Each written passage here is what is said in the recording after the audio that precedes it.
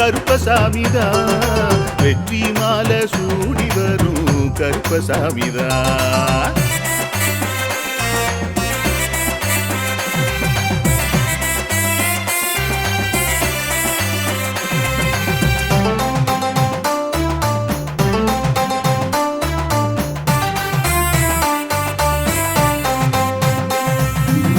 ராமரோட பரம்பரை தானே புளியரை கருப்பசாமி, ஐயப்பசாமி சித்தரோட அருள்வாக்கு.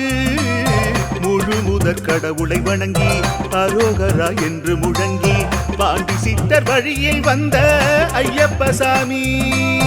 கருப்பசாமி சத்தியத்தால் காட்சி தரும் சாமி என்போம், மகிழ்ச்சியான அருள்வாக்கு தருகின்ற சாமி என்போம்.